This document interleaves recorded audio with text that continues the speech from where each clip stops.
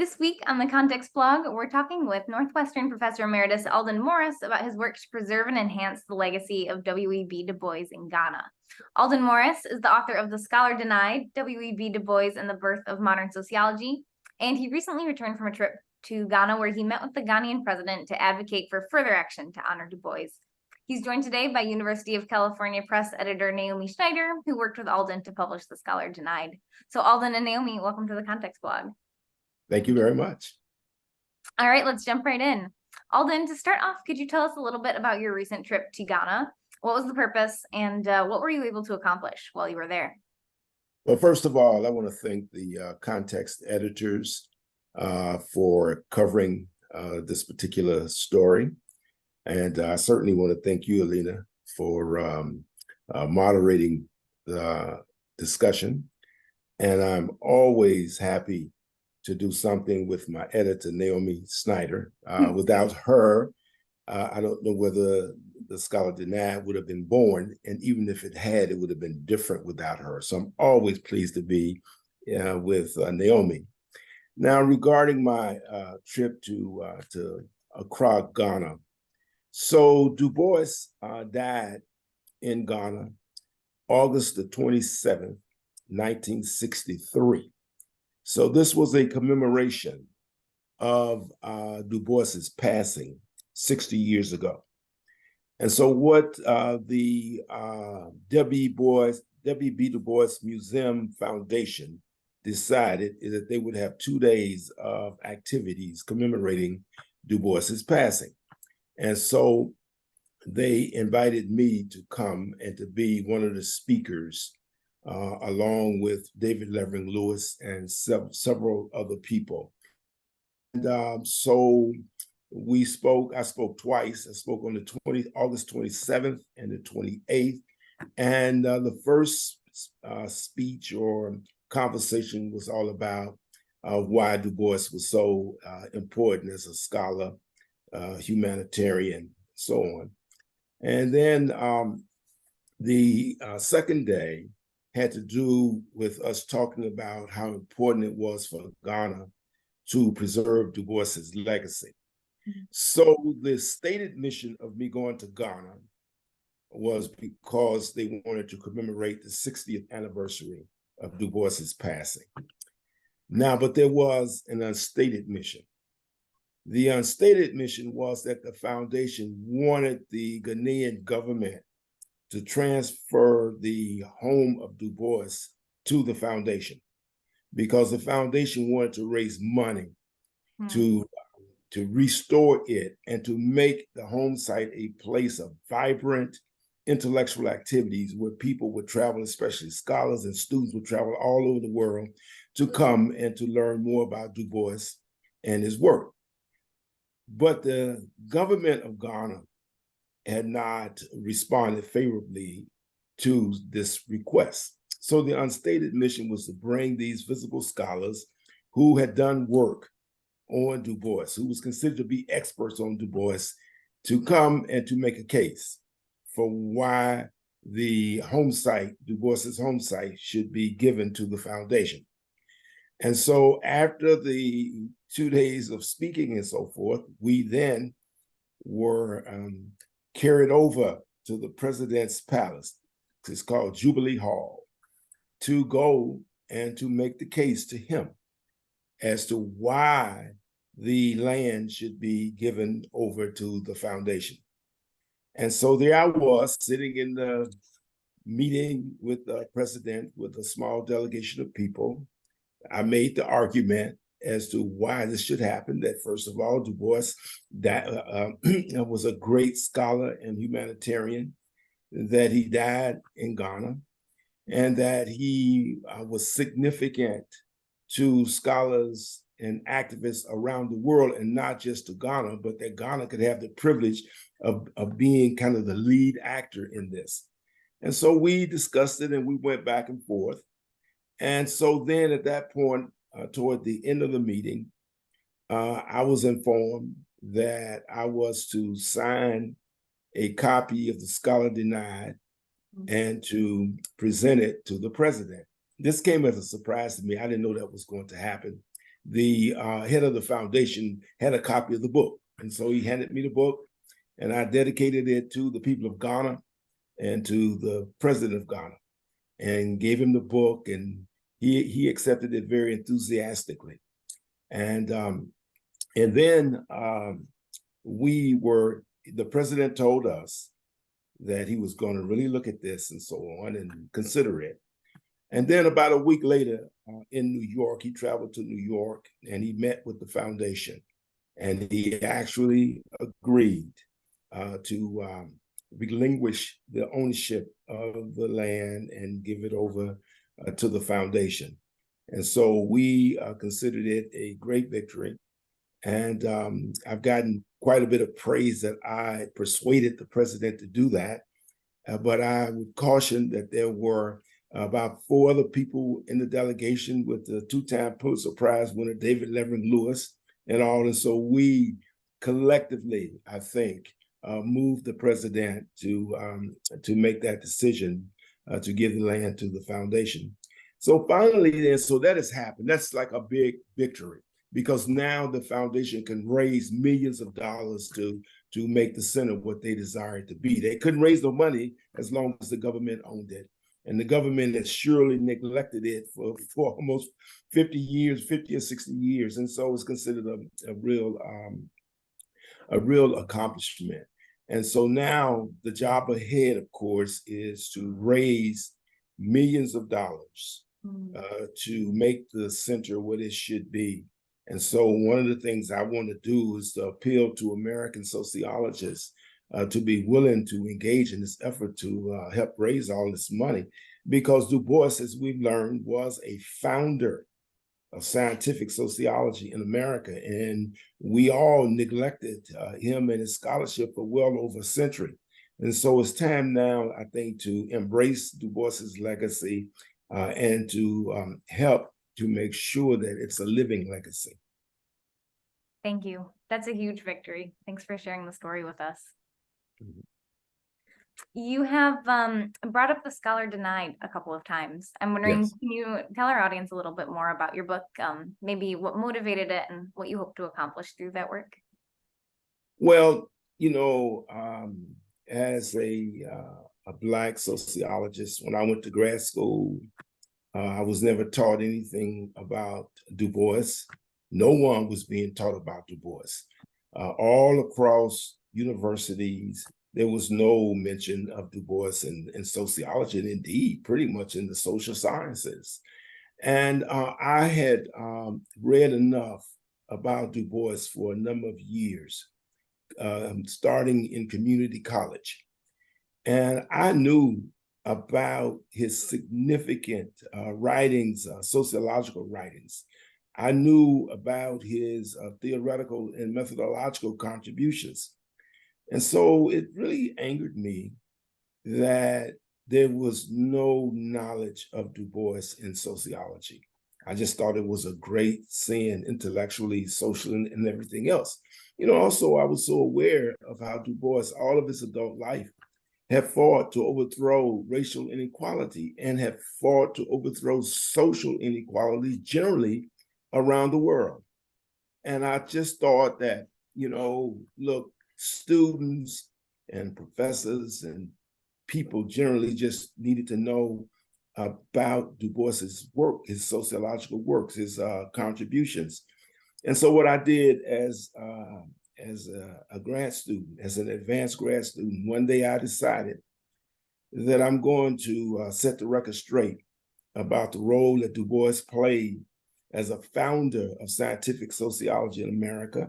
And so I started doing more research and writing and so forth. And then I got this bright idea one day to call up Naomi at the University of California Press and to make an argument that that she should be interested in publishing a book on Du Bois as a founder of scientific sociology in America. And she listened very intently. She asked me a number of challenging questions, and from then on, we got to work, and she agreed that it was a significant argument. And so we got to work. I would just say that my sense is that the scholar denied has made a difference in the discipline as well as some other disciplines. Now, Du Bois's work is included on syllabi across the nation and indeed outside of the United States.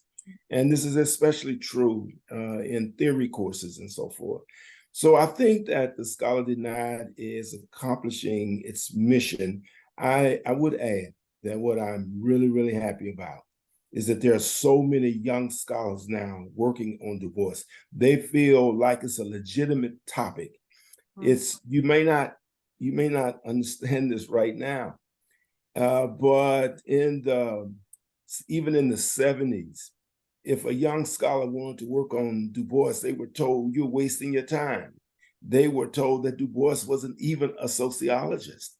And so young scholars especially, but old ones too, did not know anything about Du Bois. They stayed away from him, and they knew that it could be professional suicide to work on Du Bois. And so what I think now is that after the publication of The Scholar Denied in 2015, that's changing some. And I would quickly add again that it's not just The Scholar Denied, but it's all of the scholars now who have a deep interest in really studying and presenting to the academy and to the public the significant insights that Du Bois produced that can help us try to understand this troubled world now. Thank you. Naomi, I want to pass the baton to you now. Can you tell us a little bit about, from your perspective as an editor, how The Scholar Denied fits into your editorial vision? Well, excellently. I'm so proud to call Aldon my author and my friend. And to say that I'm proud of The Scholar Denied is such a vast understatement. It's one of the most important books I've published in over a career that has lasted over 3 decades. And in my mind, it exemplifies the best of what the University of California Press does. You might be aware that the press represents all 10 campuses of the University of California. And we define ourselves as overtly progressive. That means we try to serve the common good in ways that lead us to publish books that are edgy, provocative, intrepid, committed, just like Aldon's book, The Scholar Denied. And so he, to me, is a gem. And you don't find books like The Scholar Denied very often, because Aldon, it took a lot of courage for Aldon to write the book, to take the positions he did, to document rigorously all of his claims. And now I think, the book has become a key work in the area. There's a whole field now devoted to taking what Aldon did and moving forward into, in a very interdisciplinary way, into studying Du Bois' impact on the American Academy, in American history. And so I'm delighted that the book's impact continues to reverberate 8 years after its publication. And we see now that there will be a center in Ghana. How appropriate to be a center in which scholars and writers and thinkers can go to study Du Bois and look at how his work is relevant and important in the contemporary period. So, I have an imprint at UC Press, a Naomi Schneider book, and Aldon's book, of course, is in that imprint, because it's a very, very important book to me personally and to the press writ large. You may know that a short film has been made about Aldon, and the sort of evolution of his career and his work on Du Bois. So we continue to be delighted at how the book has a life that continues anon. May I add something? Absolutely. So a couple of weeks ago, I was in Boston to be inducted into the American Academy of Arts and Sciences. And I decided, as I usually do, to go to sociology departments wherever I am. So I went over to Harvard's sociology department. And one of the things that I noticed is that they now have a Du Bois seminar room. And they have his drawings on the wall from the Paris exhibition in 1900, which was just a case of visualization of data kind of thing. But the whole thing is that I stood outside and I looked, and it says the Du Bois seminar room, and there was a class going on in the room. And I thought about, wow, Du Bois had been excluded. He was the first Black person to get a PhD at Harvard, and his work had been excluded at Harvard. And now to have a seminar room in his name is fantastic. I think it shows the change that is happening. Similar things have happened at Brown University and other places. And so I think that the time has come where his scholarship is being taken seriously. And so, but once again, this is not about honoring, one man. This is not just no great man theory of scholarship, but it is to show that to many, many scholars, the importance of the work and that they have taken up the baton. And so that is the thing that I think I'm most proud about. Yeah. That's a great segue to my last question for each of you, which is what's next?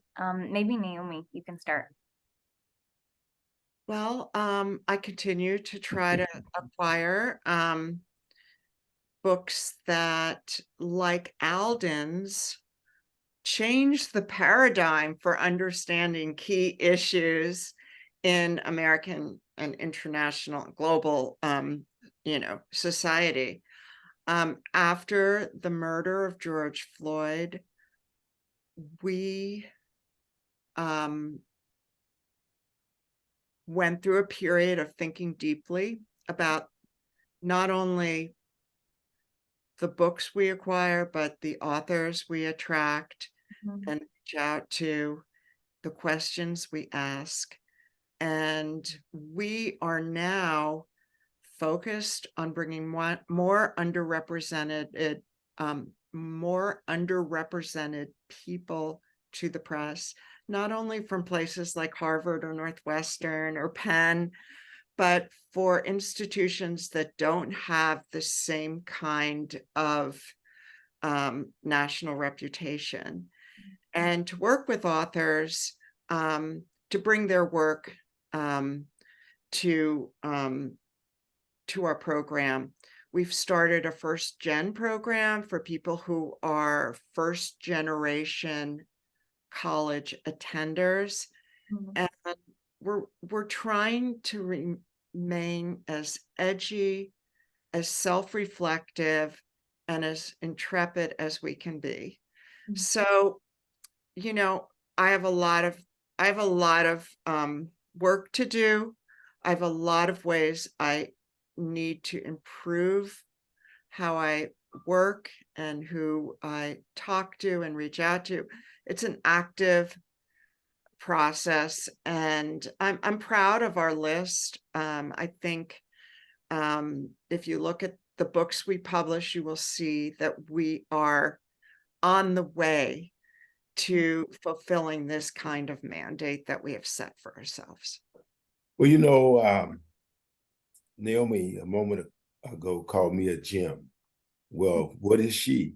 I love the mission at California Now, and I love what Naomi's doing. I followed a lot of the recent books and so forth, and they are edgy, and they are bringing voices in that's usually neglected or marginalized. And I think that what is important, even about Du Bois, is that this is not a mere affirmative action project. Mm-hmm. This is a project that says that there are very important ideas Mhm. and ways forward that exist on the periphery, so to speak. Mhm. But that the main thing is that sociology and social science and the humanities were impoverished because Du Bois was marginalized. And so what Naomi is doing now is not only dealing with Du Bois, but to recognize that there are many other figures like this. You know, I've thought about it. I've thought about the title, The Scholar Denied. And my daughter told me even at the time, she said, Dad, you should be saying scholars denied. And so I think that I am so happy to see Naomi and the University of California Press, like including those voices so that they can be heard and that they can impact the world that we live in.